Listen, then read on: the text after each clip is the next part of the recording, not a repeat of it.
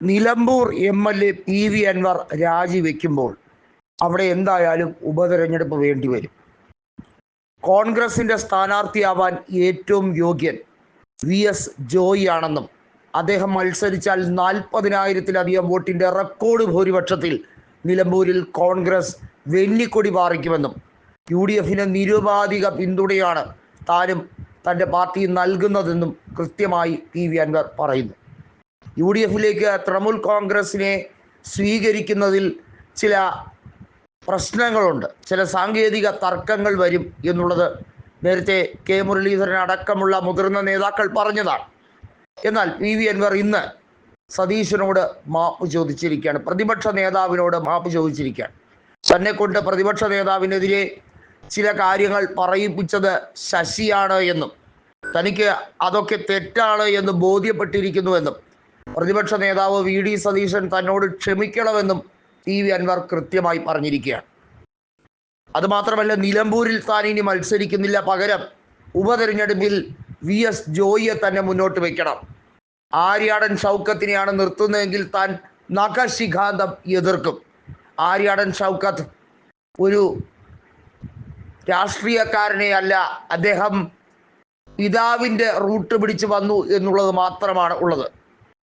അതല്ലാതെ കോൺഗ്രസ്സുകാർക്കിടയിൽ ഒരു മതിപ്പുമില്ല എന്നും, എന്നാൽ VS ജോയ് അങ്ങനെയല്ല, മികച്ച ഒരു സ്ഥാനാർത്ഥിയാവാൻ എല്ലാ രീതിയിലും ഗുണഗണങ്ങളുള്ള ഒരു വ്യക്തിയാണ് എന്നും അതുകൊണ്ട് തന്നെ അദ്ദേഹത്തിൻ്റെ പേര് നിർദ്ദേശിക്കാൻ കൃത്യമായി തന്നെ തൃണമൂൽ കോൺഗ്രസും പിന്തുണയ്ക്കും എന്ന് ഉറപ്പിച്ച് പറഞ്ഞിരിക്കുകയാണ് PV അൻവർ.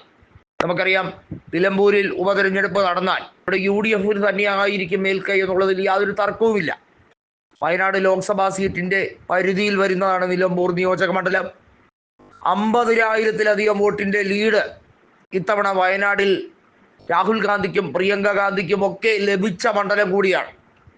അതുകൊണ്ട് തന്നെ വിജയപരാജയം എന്നുള്ള രീതിയിലല്ല, UDFിന്റെ വിജയത്തിൽ കുറഞ്ഞതൊന്നും അവിടെ ആഗ്രഹിക്കാനും കഴിയില്ല. UDFിന് മികച്ച നേട്ടമുണ്ടാക്കാനും നിലമ്പൂരിൽ കഴിയും. എന്നാൽ PV അൻവർ മറ്റൊരു കാര്യം കൂടി പറഞ്ഞിരിക്കുകയാണ്. കോൺഗ്രസിൽ നട്ടലുള്ള ചെറുപ്പക്കാർ മുന്നോട്ട് വരണം.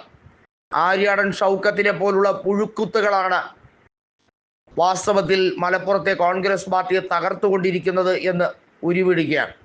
ആര്യാടൻ മുഹമ്മദ് കറകളഞ്ഞ ഒരു രാഷ്ട്രീയ പ്രവർത്തകനായിരുന്നു, ശക്തമായി മുന്നോട്ട് പോകുന്ന വ്യക്തിയായിരുന്നു. എന്നാൽ ഷൗക്കത്ത് അങ്ങനെയല്ല എന്ന് തുടക്കം മുതൽ തന്നെ PV അൻവർ പറയുകയാണ്. മുസ്ലിം ലീഗ് PV അൻവറിനെ പിന്തുണയ്ക്കുകയാണ്. മുസ്ലിം ലീഗ് കൃത്യമായി പറയുന്നു, സാദിഖ് അലി ശിഹാബ് തങ്ങൾ ഉൾപ്പെടെയുള്ളവർ പറയുന്നു, അൻവറിനെ മുന്നണി പ്രവേശനം ശക്തമാക്കുന്നതിന് വേണ്ടിയുള്ള എല്ലാവിധ ചർച്ചകളും ലീഗ് കൃത്യമായി UDFിൽ നടത്തും. അൻവറിനെ മുന്നണിയിലേക്ക് കൊണ്ടുവരേണ്ടതിൻ്റെ അനിവാര്യത ഇന്നത്തെ രാഷ്ട്രീയത്തിൽ സംജാതമായി കഴിഞ്ഞിരിക്കുന്നു. അതൊരിക്കലും തള്ളിക്കളയാനാവുന്ന വിഷയമല്ല. പാണക്കാടെത്തി അൻവർ കൂടിക്കാഴ്ച നടത്തിയപ്പോൾ EK കുഞ്ഞാലിക്കുട്ടി അടക്കമുള്ള മുതിർന്ന നേതാക്കൾ അദ്ദേഹത്തിനെ വരവേറ്റതും അദ്ദേഹത്തിൻ്റെ മുൻകാലങ്ങളിലുള്ള തെറ്റുകൾ എല്ലാം തിരുത്തി മുന്നോട്ട് പോകാൻ ഒരു പ്രചോദനമായി കൊള്ളുന്നതും ഒക്കെ വലിയ രീതിയിൽ ചർച്ചയാവുകയാണ്.